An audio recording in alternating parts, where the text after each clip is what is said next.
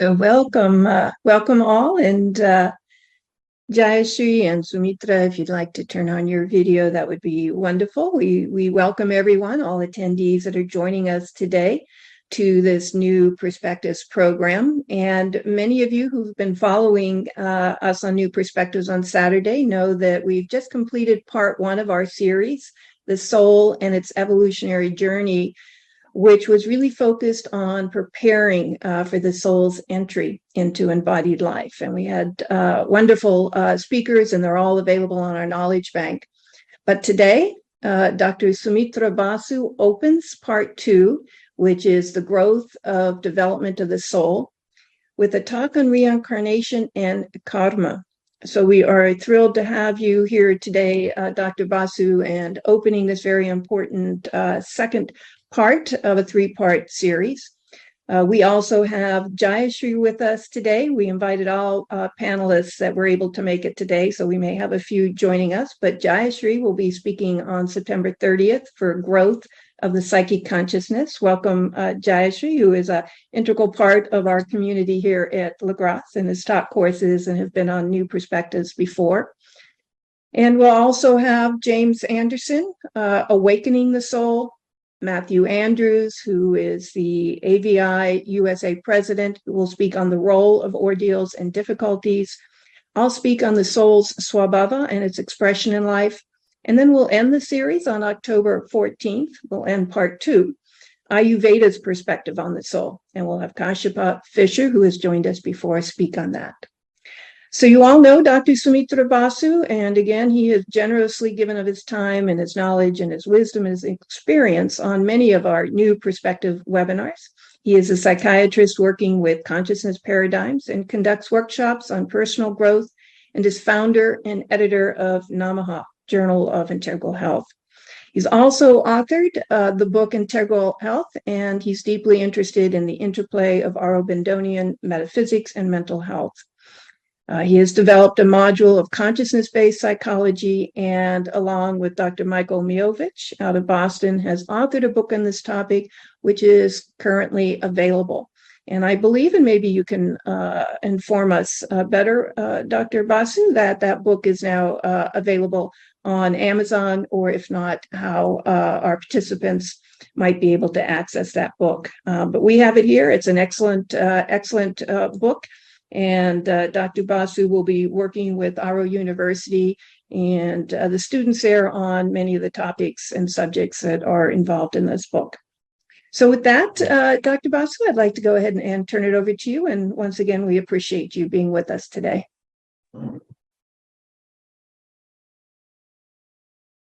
Thank you. Thank you all for participating, who are participating, and thank you all who have organized LaGrasse Center, Radhe and Vladimir, especially. So today's topic on focusing on rebirth and karma is a very important topic in Sri Aurobindo's metaphysics, and requires a special knowledge, because Sri Aurobindo's concept of karma is different from all others, and Sri Aurobindo's concept of rebirth is totally different from all other views. Rebirth is seen not as an individualistic phenomena, but as a cosmic phenomena and an evolutionary phenomenon. It's part of a cosmic and part of an evolutionary phenomenon. And the old idea of rebirth, reincarnation, suffers more from individualism. It is not individualistic. As we will show, we will go to the PowerPoint presentation and I will show you. And about karma also, Sri Aurobindo's concept is totally different, and for which you will see that the past life therapists, which are today very available today and are very popular today, are not the kind of things that fit with this scheme. Because for every life, a new personality is made. For every life, a completely new personality is made along with the subconscious, in tune with the climate, with the times, with the historical perspective, in tune with all that. A new personality is made every time. So it's not a repetition of the old. Nothing is repeated from the old. So every time there's a new personality with a new subconscious that is formed. And therefore the old has little value. Because in our perspective, we have to always go forwards. But I will go to the PowerPoint presentation directly. Yeah. So the law of karma exists in some form or other in different cultures. And Sri Aurobindo did not believe in the oversimplified notion of karma,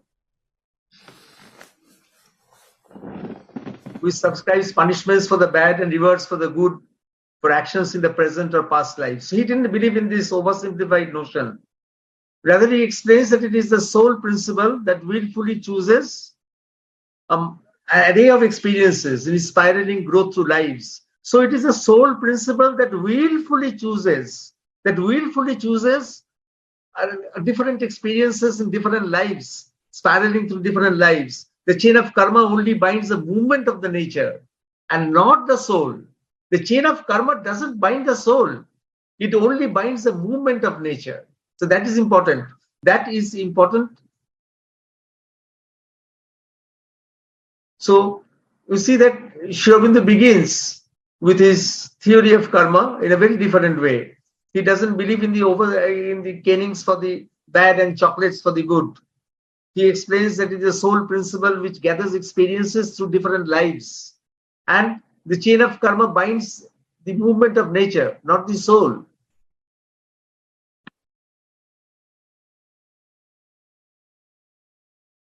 Next slide. So the mother explains to a question whether the divine punished injustice. The mother explained that the divine did not see the things, the human beings, as the human beings did. You see that in Tirupati, we have in India, the god Balaji, the god Narayana, he is blindfolded. Why he is blindfolded? When you are ushered in front of him, you don't see his eyes. He is blindfolded. Because at that moment when one stands before him, his past or present, his virtues or vices don't matter at all. At that moment, if one is sincere, one will get what one wants. That is the divine grace. That is why Lord Balaji is blindfolded. So the divine is non-judgmental. Divine is actually non-judgmental. All actions in themselves carry their own fruits and consequences. According to his nature, the action brings one closer to the divine or it keeps one farther away from the divine. That alone is important. Whether the nature of the work which will bring you closer to the divine or which will shift you away from the divine, that is important. Otherwise, the divine is perfectly non-judgmental. Next one. Next slide. And Sri Aurobindo did not recommend an expenditure of time and energy to resolve karmic conflicts of the past lives, even when they had carryover effects, as each new manifestation actually presents a new personality in accordance with the time spirit. In accordance with the time spirit, a new personality is made every time. So you don't have to spend so much time and energy on past karmic conflicts. If the memories of past personalities come up, it says there is something important to give a clue to the nature of the personality, but the rest is of little use. In fact, instead of trying to resolve past karmic conflicts by past life regressive therapies, Sri Aurobindo recommended a superconscious way to deal with them. We'll discuss that. Sri Aurobindo recommended a superconscious way to deal with the karmic conflicts, not by just resolving past karmic conflicts, because they don't have any effects on this life like that. Next slide. Vladimir. So new points to deal with karma. The 5 important steps in dealing with the past karmas. The first, the physical mind. First is the physical mind, because the physical mind is a mind that is obsessed with ruminating trivial things, always ruminating the same thing again and again and again and again. We always go on ruminating the same small trivial things again and again. So the physical mind has to be freed from the clutches of repetitive habitual thought patterns. That is the first movement. The first movement is of the physical mind. The physical mind has to be free. Otherwise, it is difficult to work upon. The physical mind is always obsessed with trivialities of life. In the morning, when we go out of house, whether we have charged our cell phone, whether you have locked the house properly, whether you have switched off the geyser, all these small things go on and on and on. So first important thing, that the physical mind has to be worked upon to free it from the clutches of the repetitive habitual thought patterns. And secondly, the individual will, you see, between the eyebrows, when we concentrate between the eyebrows to increase the individual will. But instead of emphasizing on the individual will, when we concentrate between the eyebrows to link the individual will with the divine will, that is a much better thing to do. So the individual will has to be aligned with the divine will. It has to be aligned with the eternal will. The individual will has to be given up to the eternal will. So remember, when we are concentrating between the eyebrows, in the chakra between the eyebrows, on the forehead chakra, instead of emphasizing on increasing one's willpower, we have to concentrate there to give that willpower to the divine willpower. And thirdly, the alignment of the individual will with the divine will can be consolidated only. You see, it needs a consolidation. And that consolidation can only happen if the ego is repressed by the psychic being. And the psychic being is a projection of the Jivatma. So the alignment of the individual will with the divine will can be consolidated if the ego is repressed by a 4th-dimensional principle of the psychic being, which is in the 4th dimension, and which is a projection of the Jivatma, or the central, which is the central being, or the undying self in the manifestation. So that is important. Next slide. And identification with the undying self or Jivatma. One has to identify not only with the psychic being, but one has to identify with the Jivatma. So that the yoke imposed by birth in time, one is free from that. One is free from the yoke imposed by birth in time, and free one from the soul's compound debt accumulated to numberless lives. From the soul's compound debt accumulated to numberless lives. So an identification with the Jivatma actually paves the way. After you have identified with the psychic being, one has to identify with the Jivatma. To get over the karmic conflicts, you have to identify with the Jivatma. Then only the yoke imposed by birth in time, that can be overcome. Yet that is a rider. The Jivan Mukta, one who is free from everything, who has earned liberation. The Jivan Mukta is one who has earned liberation from all bonds. Is he bound by past deeds? Is the Jivan Mukta bound by past deeds? The Mukti or liberation prevents one's future deeds. This is Sri Aurobindo said in the Isha Upanishad. In a conversation in the Isha Upanishad, he says this, that Mukti prevents one's future deeds from creating bondage. Liberation prevents one's future deeds from creating bondage. Identifying with the Jivatma prevents one's future deeds from creating bondage. But what are the past deeds which have already created bondage? What are the past deeds? The future deeds you are assured, when you are identified with the Jivatma, the future deeds will no longer create bondage. But what of the past states which created bondage? Prakriti attached to this Jivatma must be allowed to work out these effects. The nature attached to the Jivatma must be allowed to work out those effects. Otherwise, the chain of causation is snapped and the whole economy of the nature is disturbed and thrown into chaos. So that Sri Aurobindo says it very beautifully, that for the future, when you identify with the Jivatma, the future is free. But for the past, one has to work out the past. One has to work out the burden of the past. Of course, the burden will fall away when one has identified with Jivatma. The yoke imposed by birth in time is overcome. So that is a indication of the divine grace that works. Next one, next slide. And fifthly, the full and creative freedom from the past comes with the transformation of life, which has not been done yet, which is envisaged. So it is not enough that we are free from past karmas by never being born again. So the old formula was not to be born again, to be free from past karmas, not to be born again. But Sri Aurobindo says it is more important to conceive of a higher life free of karmic effects. Higher life free of karmic effects, where there will be not a recurrence of the past karmas. So instead of not being born again, which was the dictum all along in India, people used to say, I don't want to be born again. When I was a small child and there was no television in India and elderly people were sitting all alone, lonely in their houses after retirement, if I would ask them, what are you thinking? 9 times out of 10, they would say, next life I should not be born again. But now, of course, there is television and there are the soap operas, so they don't say this thing. They want to see the next episode on the TV. But at that time, people used to say that.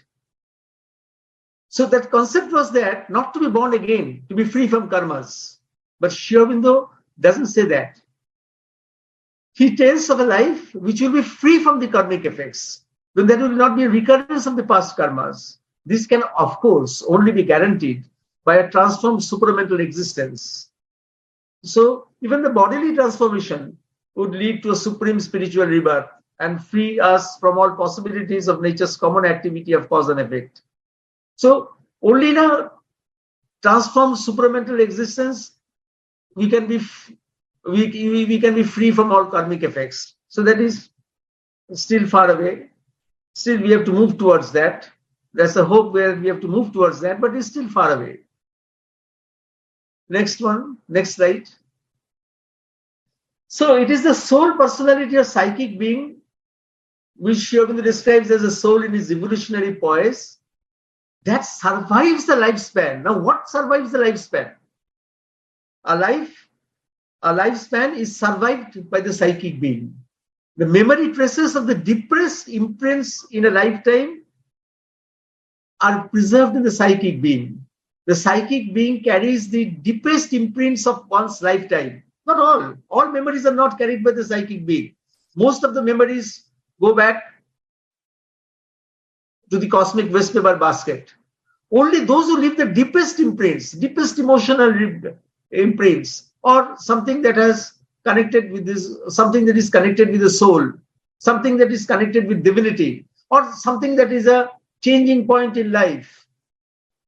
Something like that. When you first stood in front of the Samadhi at Pondicherry, or when you first saw a Himalayan peak, the feeling you got, those kind of feelings, those kind of intense moments are relived, the memory traces are kept, and they outlast the ordinary life of an individual. The ordinary life of an individual is surpassed by the psychic being, by the memory traces of the deepest imprints in a lifetime, to act as templates to future life, so that each life doesn't start from a zero or blank. So each life doesn't start from a zero or blank, but is in continuity with the cosmic memory. This is very important to understand. The psychic being gives the continuity to life. The soul gives the continuity to life. Otherwise, between lives, there is no continuity unless you accept the soul. So the soul carries the deepest imprints of life, and they are stored in the cosmic memory. They are stored in the cosmic memory as memory traces, and each new life starts from having seeds from there. So it doesn't start from a zero and blank, but it is in continuity with the cosmic memory.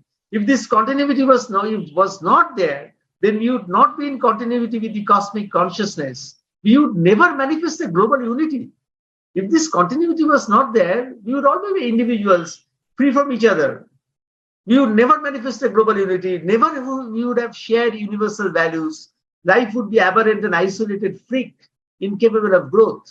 So this is very important. The soul is very important. That is why. However, science might tell you that they don't understand the soul, but then in metaphysics, the soul is most important thing. The next slide. The psychic moments are unforgettable moments of life when the consciousness is intense, luminous, strong, active, powerful, and sometimes turning points in life that have changed the directions of one's life. But these memories come in flashes. These memories are come in flashes. You remember a set of circumstances at one moment of life. You see, when one remembers, psychic memory is a memory which one can remember. A psychic memory is a memory which one can remember again. And when you remember one moment of life, particularly of the inner emotion, of the consciousness that acted at that moment. Just like mother remembered that one word, one phrase she told when she was in her past life. She had one of her past lives was Queen Elizabeth I, and Queen Elizabeth I's famous one of her most famous words were when she was dying. A group of peasants came to meet her, and she was told not to meet them because she was ill. She would have died. She would have died if she went to meet them. But she insisted that they are my subjects. I shall meet them, and she told, "We shall die afterwards." So mother remembered this slide, just this slide. So like that, one moment of life is remembered. And that passes into consciousness along with some associations with all that was around you. Perhaps a word spoken, a phrase heard. But what was most important was the soul in which you are. For that it indeed remains clearly engraved. The poise of the soul in which you are at that time, that is important. So that poise of the soul which remembers, that is important, and that is remembered in the present life. If something of the psychic memory comes, that is remembered. That poise, the poise of the soul, which remembered. The next slide. So it is not spectacular memories. It is not fantastic memories. It is not what you call typical novel memories or media rich memories that you remember. Your psychic memories are just flashes that you remember. But of course, people who remember big things, dramatic things, that is a value in that. I will come to that. But first, there are three basic principles of rebirth in the Aurobindonian system. One is the old idea of rebirth actually aids by excessive individualism. One enters into birth not in a separate life, but in the life of the whole. And therefore, it is the life of the whole. The Sri Aurobindo's worldview gives more importance to the future, to a greater life to which we are all evolving. So it is not individualistic. It is not strictly individualistic. It is cosmic in character. Because you see, the seed memories remain in the cosmic consciousness, from where they are going to influence many lives, or one life, or many lives. The cosmic, you see, as a person passes away, his psychic being carries the memories which are kept as memory templates in the cosmic consciousness, and these memory templates can influence afterwards in future many lives at many eras, not only one life. Of course, sometimes a composite set of memories will go to one person, but most often these memories go to different persons. So it is a very cosmic phenomenon. And Shivam explains certainly the subconscious is formed for this life only, and is not carried by the soul from one life to another. The subconscious is not carried by the soul from one life to another. So if it is only the essence of the past lives that is activized in the being, not the particular memories, but the essence of the past life that is activized in the being. And rebirth implies a secret soul continuity and not a brute succession of bodies. Rebirth doesn't include a brute succession of bodies. So you see one body and you say that this person must be that person in the last birth. He has the same type of body. It is not like that. It's a question of the soul. It's not a question of the body. Next slide.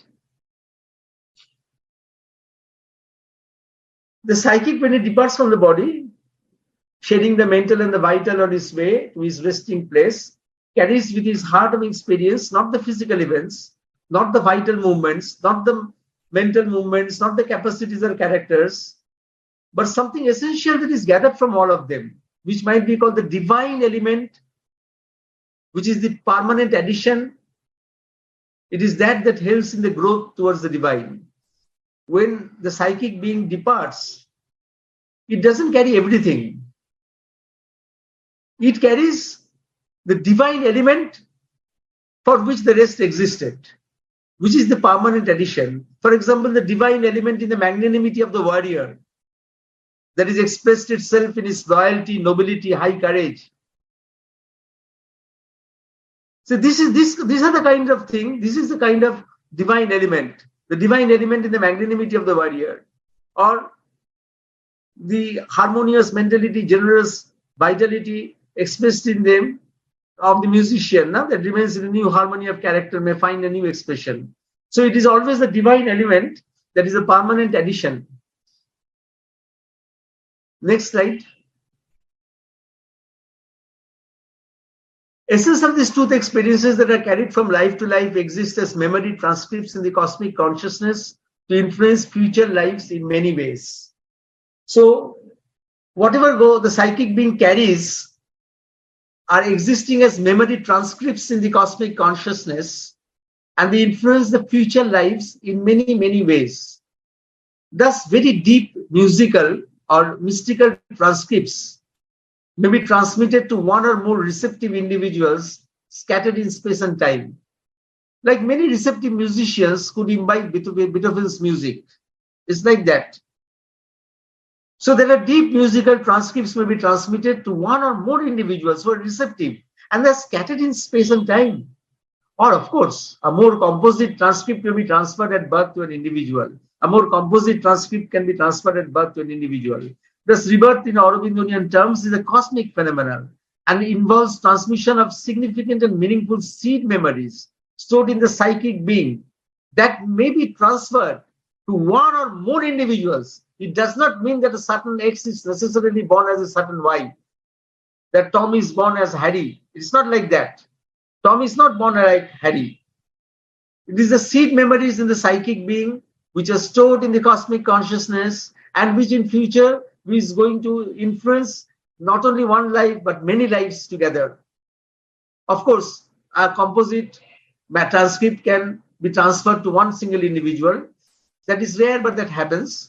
But usually what happens is that these memory traces go to receptive individuals scattered in time and space. Next slide. And the progress of the psychic being happens in life itself and not between lives. Then this is very important. This is important because the earth is important. The earth consciousness is important. The consciousness of the earth is very important because in the consciousness of the earth that the psychic being progresses. It doesn't progress between lives. It goes at a rest and there. It comes down again in a new body, brings with it all results of its progress. So it goes into a kind of rest after death for assimilation, where the results of the progress accomplished during his active existence is worked out. Where the result of the progress accomplished during his active existence is worked out. And it comes down again in a new body, bringing it with all the results of his progress. And an advanced stage even chooses the environment and the kind of body and kind of life it will live. So in very advanced stages, it chooses the environment. The psychic being can choose the environment and the kind of life that it wants. It is not going to be mechanical. Of course, it is mechanical in many cases, but in many cases, in advanced cases, it is not mechanical. The psychic being chooses the life that it wants. And in very, very advanced cases, the psychic being, before leaving the body, can decide what kind of life it will have in the next incarnation. So that is very exceptional. In very advanced cases, the psychic being, before leaving the body, can decide the next life. This type of life I will enjoy in the next birth. So this is important, that the psychic being takes rest between lives. It is only on the earth that the psychic being is active. It is only on the earth that the psychic being is active.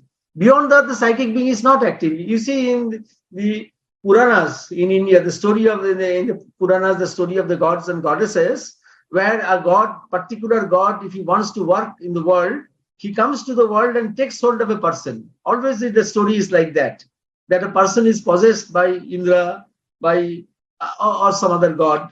Why the story is like that? Because the god has to possess a person who is a psychic being to work in the world. Without the psychic being, the god cannot work in the world.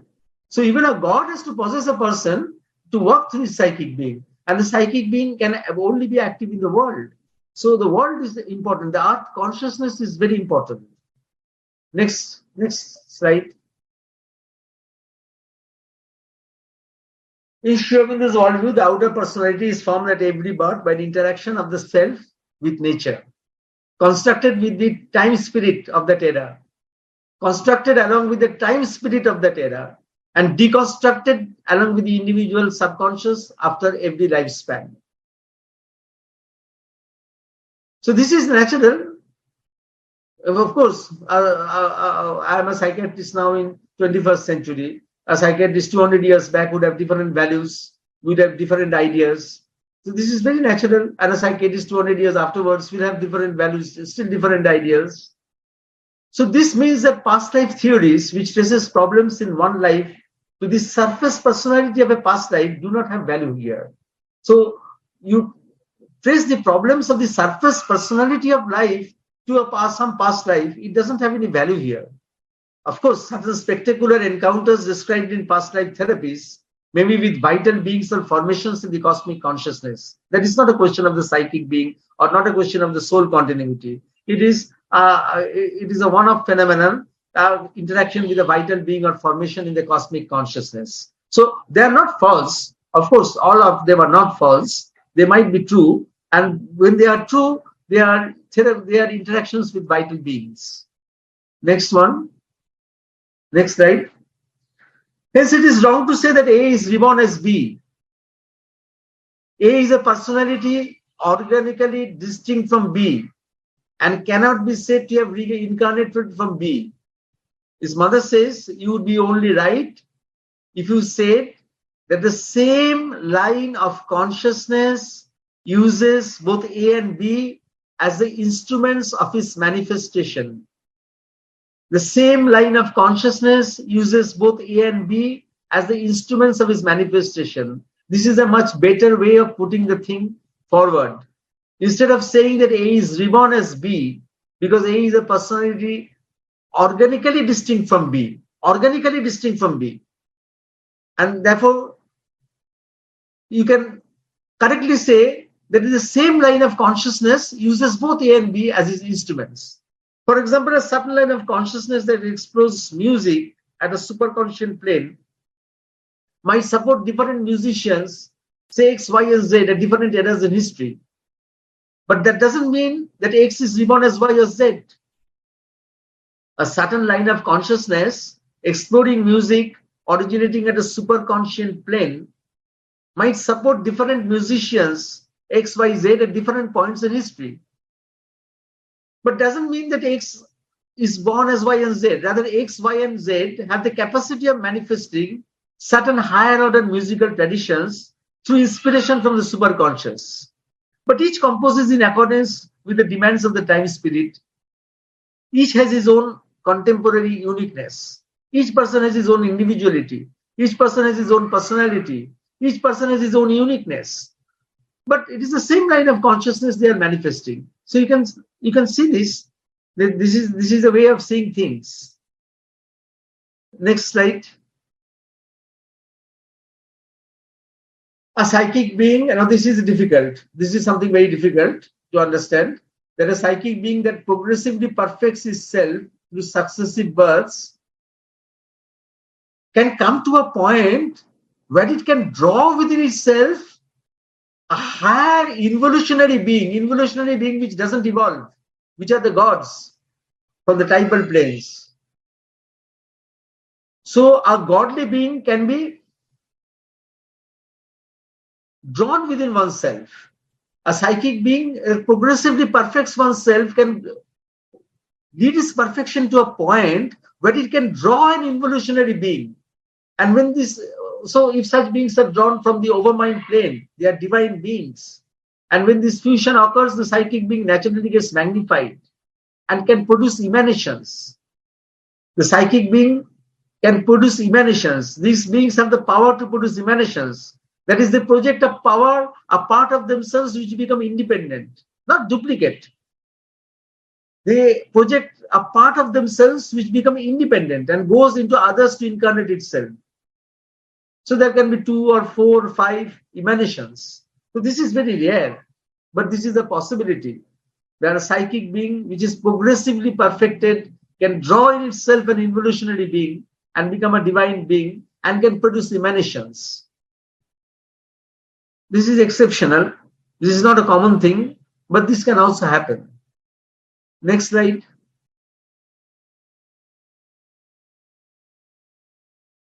What happens to the other parts of the being? We talked of the psychic being. With dissolution of physical form at death, all elements are dispersed. Exceptions occur. For example, in case of strong emotional attachment children have for parents, a part of the departed parental consciousness can get assimilated into their children. In case of strong emotional attachment children have for parents, and a parent dies, and a part of the departed parental consciousness can get assimilated into their children. And if the subject had very strong mental formations, supported by the psychic being, their transcripts remain in the cosmic consciousness to influence future receptive minds.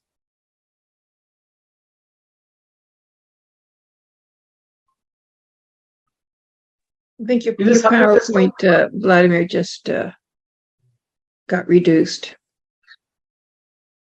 Vladimir. I didn't do anything There with we go. this. If the subject has strong mental formations supported by the psychic being, the transcripts remain in the cosmic consciousness to influence future receptive minds. And if the subject has strong vital formations linked to the psychic being, their transcripts can in the cosmic consciousness inspire future generations. So you have to have very strong mental formations. You have to have very strong vital formations, and they have to be linked to the psychic being. It's not like that any mental formation will be there. They will be dissolved in the cosmic waste paper basket. If the mental formation is very strong, like Einstein's mental formation, and is supported by the psychic being, then that will remain. It will influence people.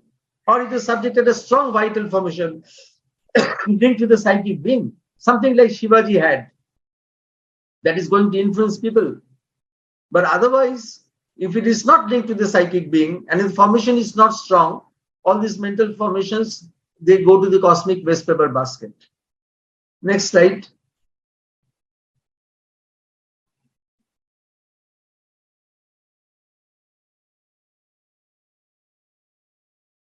But all subtle elements that we see in the cosmic consciousness do not represent soul elements.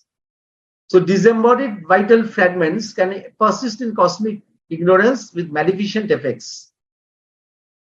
So this is an example of a boy who was autistic, 3 years old, autistic boy who was profoundly mentally retarded, and he couldn't speak anything except saying like that sound. He used to cry and he used to produce sounds like and is profoundly mentally retarded. But when figures A, B, C, D, E, F, G, H, cutouts of these figures were placed in front of him, he could pick up murder, M-U-R-D-E-R, murder, in sequence and arrange them. And then other things also he arranged. He arranged where did the murder occur. He used to select E-U-R-O-P-E in Europe. So he was murdered in Europe in past life. Of course, this is a mental retarded boy, severely autistic, severely retarded, doesn't have any speaking capacity, but he could do that. I had a video presentation of it, which I am unable to show today, but I have a video presentation of it. So that, how is it possible? How is it possible? It is not the memory traces carried by the psychic being, but a strong vital memory carried by a disembodied vital element that has made that subject an instrument for expressing its ideas. So a disembodied vital element has made that child a subject to as an instrument to express its ideas. So it is like that. Otherwise, you can't explain this phenomenon. Next slide. The mother also describes small vital entities which are formed by the decomposition of desires that have persisted after a man's death and retained their form, of imaginations that have remained coagulated and tried to manifest and reappear. So the decomposition of desires, which are formed from the decomposition of desires, small vital entities are formed from the decomposition of desires. And particularly she said that if a person before death, if he has not resolved his sexual conflicts, if a person before his death has not resolved his sexual conflicts, then these sexual desires remain in the atmosphere and they get attracted to people who are vulnerable. So people who are vulnerable, they always carry these vibrations around them. They always carry these vibrations around them. And some of the small beings of the vital world, when they see people playing at such things, automatic writing, spirit communication, they come and play. And as they are in a domain from where it is easy to read human thought, they tell you what you have in your head. So people get impressed. People who do automatic writing, people who do planchets, they get very impressed by what they are seeing, what they are doing, because they invite these vital entities. Most of the time they invite these vital entities. And these vital entities work, they do their work. The next slide. On spectacular past life events narrated by children and reported in newspapers versus specific memory flashes carried by the psychic being, the mother answered, the memories mentioned in newspapers are the memories of the vital being. When exceptionally it has come out of a body in order to enter another. That happens not frequently. She is talking about the psychic being. One is conscious of them when one is in conscious relationship with one psychic being. But the memories of the spectacular past life events narrated by children are vital memories, are vital memories, are memories of the vital being. So that is important differentiation between reincarnation in rebirth. Reincarnation is a psychic being that is important. And what memories we will remember are the flashes. We should come in flashes. That is important. This vital drama is not related with rebirth or reincarnation. It's just a vital drama, one-off drama at one point in time. Next slide.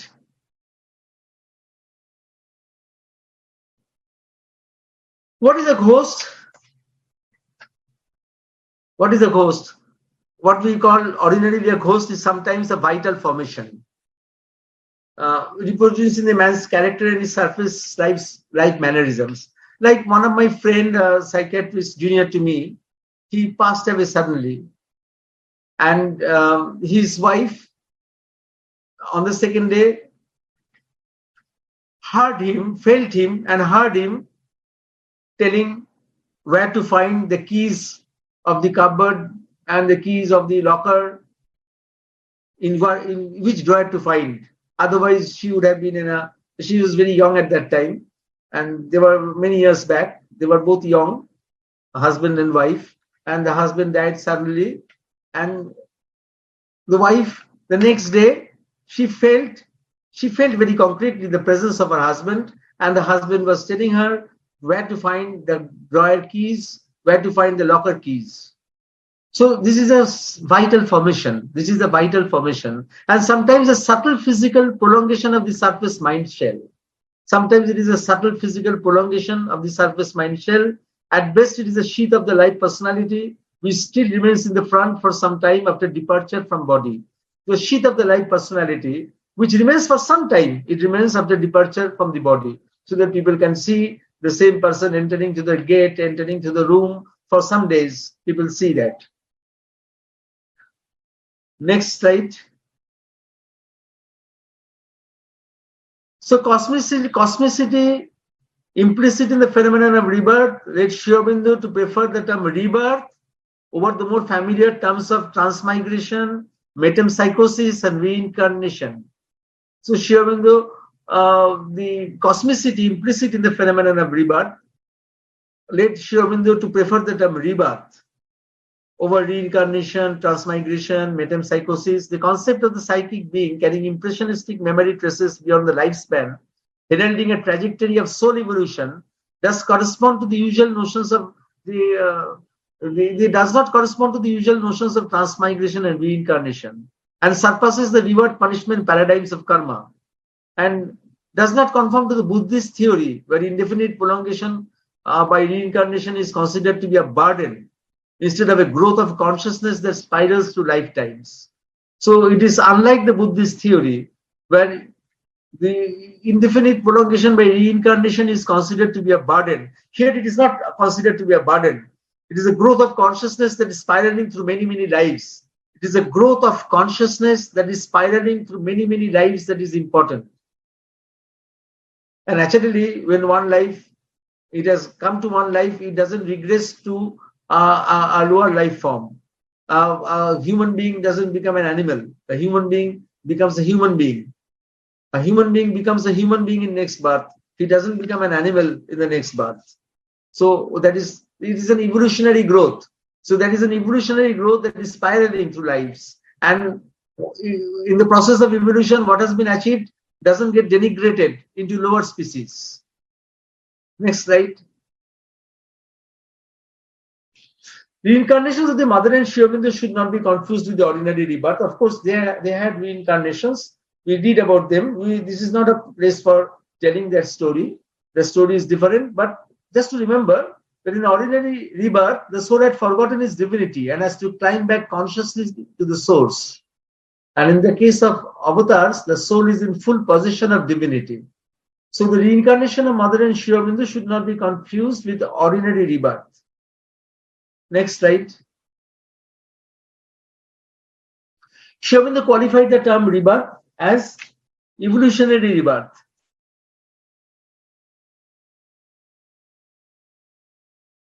Because this is an evolutionary journey starting from the inconscious, traversing plant life, animal life to the human being. And the way of the spirit in its power is justified no longer as a term in futility, but the sum of works of a large spiritual will and wisdom. The large spiritual will and wisdom is controlling the whole thing. It is an evolutionary rebirth. And this evolutionary rebirth is being controlled by a large spiritual will and wisdom. The human spirit and the human soul and the cosmic spirit look into each other's eyes with noble and divine meaning. The human soul and the cosmic spirit look into each other's eyes. They are not separate. They are not separate. They are separate, but also they are not separate. They are separate and they are not separate. They come from the same source. The human soul and the cosmic spirit, they come from the same source. And they look into each other's eyes with noble and divine meaning. And the story doesn't end there. The next slide.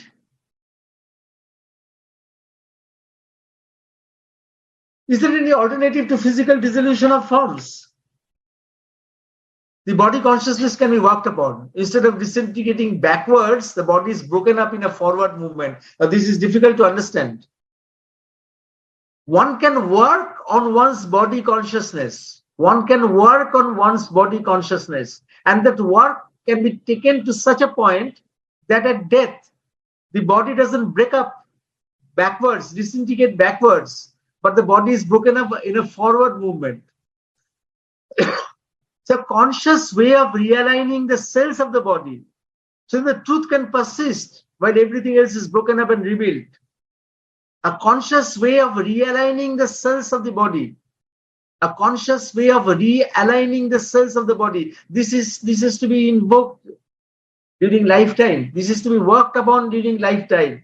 Work upon on your body consciousness. This is a work that has to be done on the body consciousness. So the body consciousness can be worked upon. And so that when you work with the mind, you see, if you work with the mind, a mind like Einstein's mind, a mind like a famous philosopher's mind, a mind like mind of Socrates, a mind of Sri Aurobindo, they don't go away, they remain. They always remain there.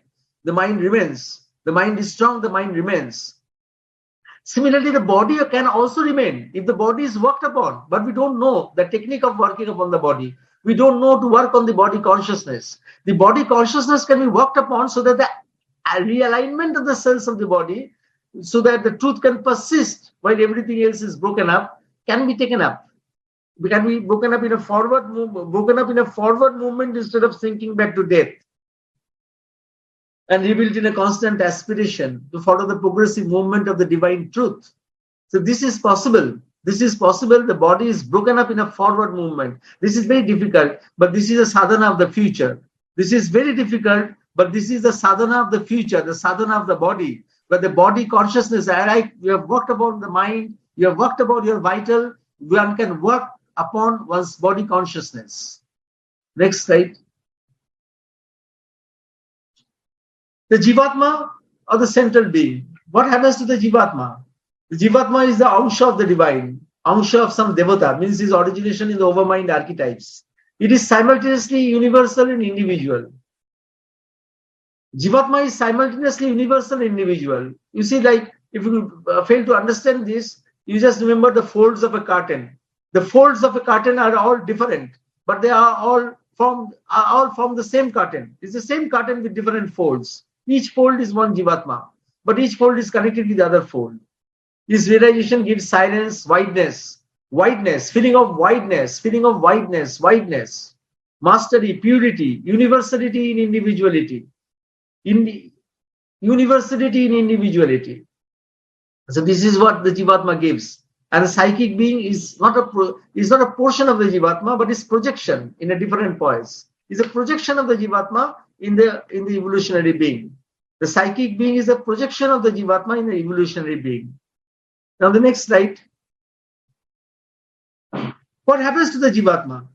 Sri Aurobindo explains that the personality of the central being of the Jivatma remains as a mode of being. It does not disappear with the demise of a subject. The first modes of being were the light, life, love, and bliss, and truth. In that case, there will be innumerable modes of being, but this is permitted. As Sri Aurobindo speaks of the enjoyment and possession of the one by the multitude of the multitude by the multitude. So such a play must be an innumerable diversity, innumerable. So the Jivatma persists as a mode of being. The next slide. It is traditionally believed that the individual soul dissolved. No, the slide before. The individual soul dissolved in the spirit. Sri Aurobindo has a different view. The individual retains his uniqueness as a psychic being joins the Jivatma in a new denouement. So it was originally believed that the individual soul dissolved in the spirit. Individual soul dissolved in the Jivatma, Jivatma dissolved in the Paramatma. Always in India it is believed that the individual soul dissolved in the Jivatma dissolved in the Paramatma. Sri Aurobindo doesn't believe that. Sri Aurobindo believes that the psychic being retains his uniqueness and joins with the Jivatma in a new venture. So he doesn't dissolve with in the Jivatma, but it joins with the Jivatma. The psychic being retains his individuality and joins with the Jivatma, but that joining becomes that takes place in the supermind. It results in the supramental personality becoming incarnate in the physical body. It results in the supramental personality becoming incarnate in the physical body. The next slide. The mother, in a powerful spiritual vision, had the sudden realization in 1970, as late as 1970, she had this sudden realization that the psychic being would be the template for the new creation. The psychic being, which is the one which will materialize and become the supramental being. It gives a continuity to evolution that she had, because she was thinking, what will be the template of the new creation? Not the inconscience. Not the inconscience is the template of the present creation. But the inconscious contains all opposite things of the superconscious. All the opposite things it contains. It contains falsehood, it contains death, it contains injustice, it contains darkness, it contains ignorance, and all these things come into the evolution. But the supramental being has to have a different template for his origin. And that what she was thinking for years and years she was thinking. And suddenly it came to her that it is a psychic being which will be the new template for the new creation, which will materialize. The psychic being will materialize and become the supramental being. So that will give a continuity to evolution. The next slide. The next slide. The psychic being is the dedicate of the unborn spirit projected into the manifestation and does not carry the stain, the imperfection, the falsehood of ignorance, and ignorance and disillusion, which are the hallmarks of inconscience, because it comes directly from the jivatma. It doesn't come from the inconscience. The psychic being doesn't evolve from the inconscience. It comes from the jivatma, and therefore it doesn't carry the stain of imperfection, of falsehood, of ignorance. It is therefore the most appropriate template for the new creation. So the next slide. And the old creation started with the ego as a nodal point around which the amorphous substance of matter was organized to produce the individuality. The old creation started with the ego. With the inconscience, all these things gathered around something which became the ego. Which gathered around a framework, and that framework became the ego. And the new creation has to be organized around the psychic being with the material substance thoroughly transmuted and transformed. Therefore, it is not a crucified but a glorified body that will save the world. It is not a crucified but a glorified body. So long, up to 1957, up to 1956, when the supramental had descended, it was Christ's crucified body, which was the savior of mankind. But with Sri Aurobindo's supramental coming down and the mother coming, allowing it to come down and visualizing it, she had made the glorified body as the savior of the next world. The glorified body will be the savior of the next world, which will replace the crucified body. So long it was the crucified body which was the savior of the world. Now it will be the glorified body which will be the savior of the world. The next point. So the new body which will be free from oddities, excessive fat in the female buttocks and breast are oddities which will not be there in the new body. Organs will be centers of transmission of energy. Usual process of procreation will be changed by supraphysical means, and the beginning has been made already. And the features of the new body will be lightness, adaptability, plasticity, luminosity. Lightness, adaptability, plasticity, luminosity. So all these will be the features of the new body. The next slide. The mother also speculated there would be intermediary beings that would not last very long before the advent of the supramental being. So as there are intermediary beings that were between chimpanzee and man didn't suddenly spring forth from chimpanzee. There were intermediary beings between them. So between the human being and the supramental new being, there will be intermediary beings. So there will be intermediary beings. That is what we have to now go forward to. We have to look forward now to become intermediary beings. Next slide. And this is the last slide. So that is the aspiration for the new creation. What we can do, aspire for the new creation. A real new age integral sadhana can take up the issue of rebirth in a new paradigm. So what we want to be, we want to be born again. Born again for what? To be a great sadhak, to be a big doctor, to be a big engineer, to be a big philanthropist, to be a big philosopher. Not for that. We want to give ourselves to the divine. We want to sacrifice ourselves to the mother For that, what we can do, we can aspire to increase the psychic memories. You see, the psychic memory is a memory that is not connected with the unconscious. All our memories are connected with the unconscious. The psychic memory is the memory that is not connected with the unconscious. So every day, in 24 hours a day, at least 1 second, you can have a pure moment. You can aspire when we sit in for meditation, you can aspire to a psychic being to have one memory which will be a true psychic memory, which is free from the inconscient, which is free from the unconscious. If you do it 100 times, one time you will succeed. Maybe if you do it 100 days, one day you will succeed.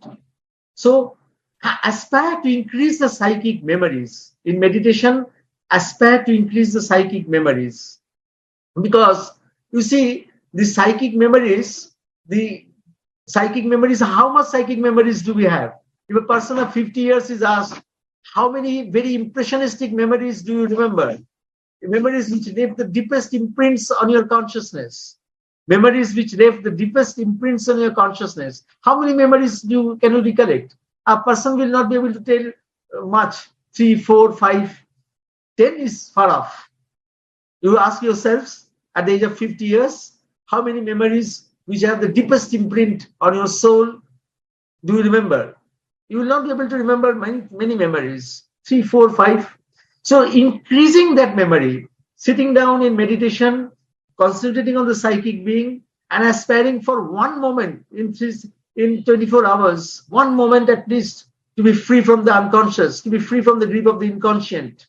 If you just aspire for that, just aspire for one memory, for memory of 1 second that you are free from the unconscious, free from the inconscient, that is enough. But of course, if you do it 100 times, at least once we can succeed. And so these memories will be available as viable transcripts.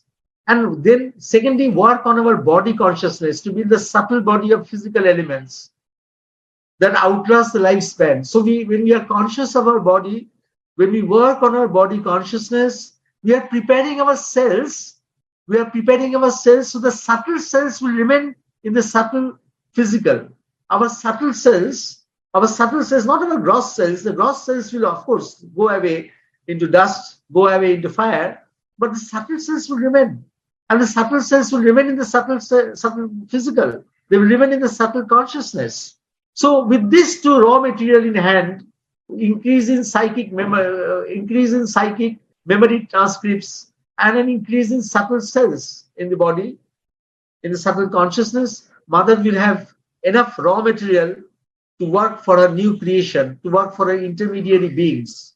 So we can have our own aspiration to be a big doctor in next life, to be a big philanthropist in next life, to be a future world leader. All these things are okay, but we can also, some of us may think to offer ourselves to the divine, to allow ourselves to be used by the divine for the new creation.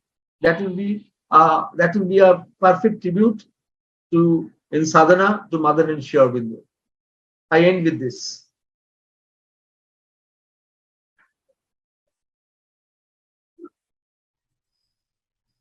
Yeah, thank you so much. It was wonderful, actually. The fullness of the vision of the work which is done. There are several questions here for you, and we can cover some of them. This building constantly strong mental and vital connected to the psychic, which will result in the increasing the psychic reservoir in the evolution of species. And this is an amazing topic. So Sri Aurobindo has the line in Savitri, what soul envisions is made the world. It is exactly that, influence of the soul on the mental and vital, and from that material the world is made and evolves. I wanted also to make one remark on that, what you said about blindfolded God. And it's quite interesting because in the Rig Veda, the gods do not see man. They hear him only. And this is something was always puzzling me. You will never find the gods in the Rig Veda seeing man. They always hear him only. They don't see him. And there's something about it to think deeply. So, and karma as a sacrifice. Of course, in the Veda, karma is the sacrifice, is a charging by the spiritual presence, the material which has to be charged and changed. It's an ongoing sacrifice. And every karma is considered to be this, and not something which is later kind of translated in terms of influence on us. Of course, it will be our material with which we will deal.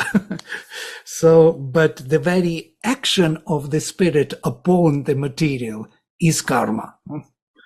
So, and then it drifted into another dimension. So these are the thoughts coming from your presentation. There are more questions here, so I will read some of you to answer. Can one aspire in this life that in all future lives, whoever and whatever circumstances we are born into, we remain always connected to the Mother in Sri Aurobindo? Thank you, Dr. Basu. Of course, you can aspire. You can have this aspiration. And we should have this aspiration. We can have this aspiration and we should have this aspiration. Yeah. Is the Purusha or being is the same as psychic being? How to allow the psychic to shape the body, vital and mind? The psychic being is a Purusha, the Chaitya Purusha. So it is a Purusha. It is a Chaitya Purusha. But the Purusha is a very complex concept. But the psychic being is also a Purusha, and the psychic being works to the instruments of the body, vital and mind. They are the instruments to which the psychic being works. So they have to be developed separately, and they have to be, after they have developed separately, and the inner being, they have to be brought forward around the psychic being. They have to be brought forward around the psychic being so that the psychic being can influence them. But the body, vital, and the mind have to be worked upon separately, and their work cannot be done in the outer being. For that work, one has to work on the inner body, on the inner vital, on the inner mind, in the inner being. Yeah, thank you so much. If Jayashri would like to say something or to share thoughts or to ask, and HP, would you like to say something? Doctor, can you give a little follow-up explanation on how do you create psychic memory and how do you become aware of the psychic memory with our surface mind? With our surface mind, is very difficult to have the psychic memory unless the surface being is fused with the inner being. When the inner being fuses with the outer being, then it is possible. But before that, one has to work on one's inner being, one's inner mind, inner physical, inner vital. And for the psychic being, as I said, that when we sit in meditation for the psychic being, we have to meditate that at least one moment today should be free from the unconscious, from the inconscient, because all our memories are linked with the unconscious. Usual memories are linked with the unconscious. To aspire, we have to aspire that at least one moment should be free from the unconscious. That aspiration that has to be carried in the psychic being. That aspiration will work. That aspiration will work. If it is done 100 times, at least once it will work. And like that, the psychic memories will increase. Thank you. I wanted to thank Dr. Basu for a very profound, very profound presentation on the psychic. We came to know so many aspects, about rebirth, reincarnation. I had just one small observation to make, maybe ask this question, is that how does the subconscious The subconscious generally we feel is a reservoir of all our past lives and memories and habits. And Sri Aurobindo is saying that the subconscious disintegrates with this lifespan. It is not carried across to the next incarnation. That for me is something, a new knowledge. Then what is the subconscious in this lifetime? Isn't it already from past lives? The past life things that they remain below the subconscious, they remain in the inconscious and they remain in the cosmic consciousness. So they exceed the subconscious. The subconscious is for this life. I see. Okay. All right. Thank you. I also just had a really quick question, Dr. Basu. I've heard you in several of the New Perspective webinars and also the Namaha workshops reference this cosmic wastebasket. Could you speak a little bit as to where this wastebasket exists, or if it does exist, does it dissolve over time? Can it influence us or the psychic being? Just to clarify a bit more in my mind about this cosmic wastebasket, please.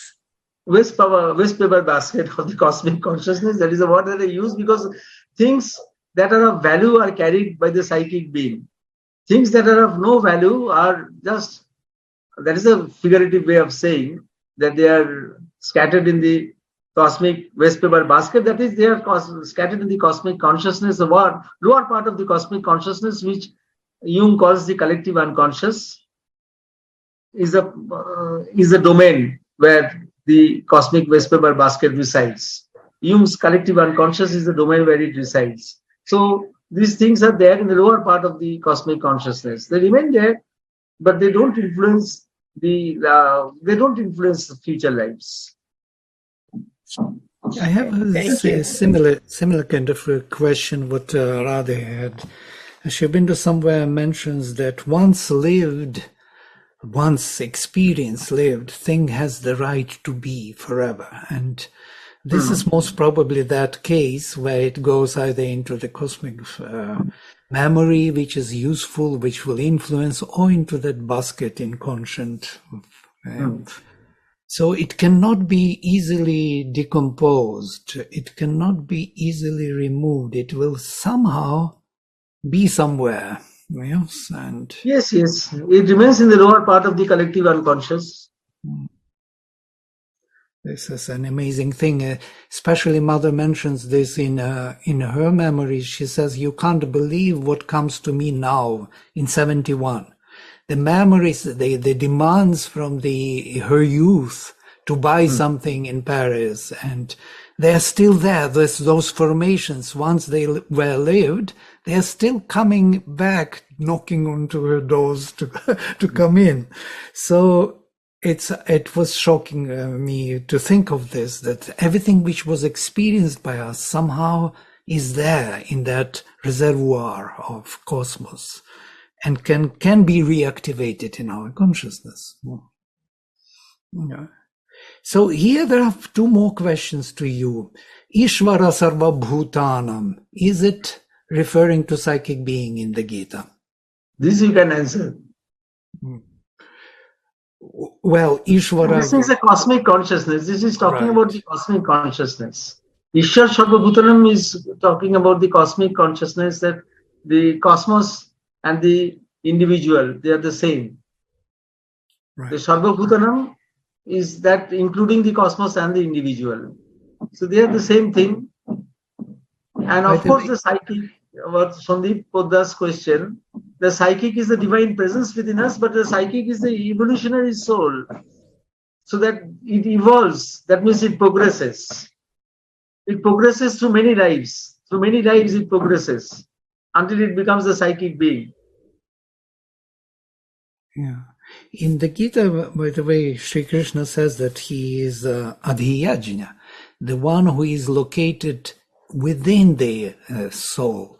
So there is an element, the core of the individual soul of the psychic is that Ishvara, as you rightly said, that universal or transcendental Purushottama is present in the individual form. And this is of course, the most important message of the Gita. And Sri Aurobindo, definitely. So thank you so much. It was a wonderful treat. It actually made our day today. Is to reconnect with these topics and to look at the soul as this evolutionary journey in the cosmic, environment.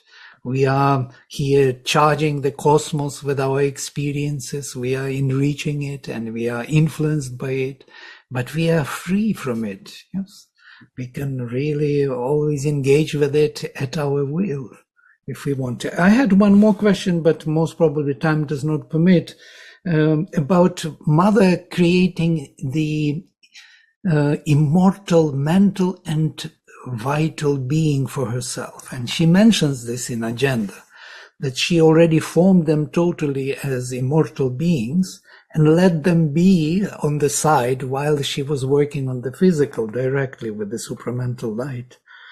And that is the most puzzling and the most interesting topic so that those formations will stay and they will have memory for the next rebirth, so to say, reincarnation. And so she will remember everything in the fullness, in the vital and mental formation, most probably. Is it this? What do you think about it? Yes, of course, I think what you are saying. But it is very rare. It's impossibly rare. We can assume that this is what she meant.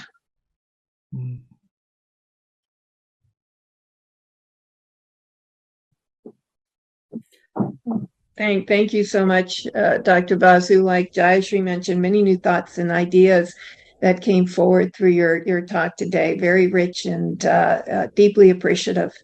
Thank you so much. Thank you so much. Namaste. Namaste.